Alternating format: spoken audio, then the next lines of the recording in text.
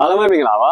ကျွန်တော်ရဲ့မိတ်ဆွေတွေအတွက်လည်းကျွန်တော်ဗီဒီယိုလေးတွေမတင်ပေးပြတာကြာပြီပေါ့နော်အဲ့တော့ဗီဒီယိုလေးတစ်ပုဒ်ကျွန်တော်စီစဉ်ထားတယ်အခုကျွန်တော်ငွေဆောင်ရောက်နေတာငွေဆောင်ကမ်းကြီးကကျွန်တော်မပြတော့နေတာပူနေလို့မျက်လုံးကျိန်းပါဆိုလို့အဲ့တော့ငွေဆောင်ဆိုတဲ့အတွက် ARD တိုင်းကိုရောက်တာပေါ့နော်အဲ့တော့ကျွန်တော် ARD တိုင်းကိုရောက်တိုင်းမှာအရန်သဘောကျတဲ့ဟာတစ်ခုရှိတယ်နောက်တာဘာလဲဆိုတော့ ARD တိုင်းကိုဝင်လိုက်တာနဲ့အမြဲတမ်းတန်းတွေ့ရတဲ့ဆောင်းပုတ်တစ်ခုရှိတယ်အဲ့ဒါဘာလဲဆိုတော့ရိုးသားကြိုးစား ARD သားဖြစ်ပါတယ်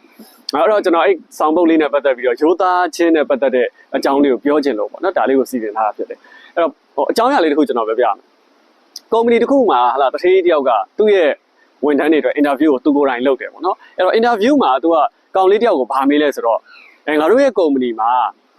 တန်ဖိုးထားမှုနှစ်ခုရှိတယ်နော်ပထမတစ်ခုကတော့မပြောသေးဘူးဒုတိယတစ်ခုကတော့ဗာလဲဆိုတော့တန်ရှင်းသက်ရမှုကိုငါတို့ဦးစားပေးတယ်တန်ဖိုးထားတယ်နော်တန်ရှင်းသက်ရတာကိုကြိုက်တယ်ကဲတော့ဖြေစမ်းပါဦးမင်းအခု interview မဝင်ခင်အခန်းရှိမှာတွေ့တဲ့ခြေသုံးခုံလေးကိုတိတိကျကျတုတ်ခဲ့ရဲ့လားအဲ့လိုလေးမေးလိုက်တယ်အဲ့အချိန်မှာကောင်လေးကလည်းအလုပ်ရခြင်းစောနေပေါ့နော်ကျွန်တော်တေချာတုတ်ခဲ့ပါတယ်ကျွန်တော်ကိုယ်တိုင်ကလည်းတန်ရှင်းကိုဦးစားပေးတဲ့လူတစ်ယောက်ဖြစ်ပါတယ်ဆိုဖြေလိုက်တယ်ဒီခါကျတော့မှနော်တထေးကြီးကကဲဟုတ်ပြီကောင်းပါပြီကွယ်ငါတို့ကုမ္ပဏီကပထမဦးစားပေးစီးမြင့်ကိုပြောပြမယ်အဲ့ဒါကဘာလဲဆိုတော့ရိုးသားမှုဖြစ်ပါတယ်အဲ့တော့ငါတူမှာဝင်လာတဲ့အခန်းအရှိမှာငါတို့ဘာခြေတုပ်ခုံမှမချထားပါဘူးဆိုပြီးပြောလိုက်ပါတယ်နော်အဲ့တော့ကောင်လေးကအင်တာဗျူးကြသွားတယ်အလုံးမရတော့ဘူးနော်လိန်လိုက်တော့အဲ့တော့ကျွန်တော်တို့ရဲ့ဘဝတွေမှာလည်းတစ်ခါလေအဲ့ဒီတိုင်းပါပဲနော်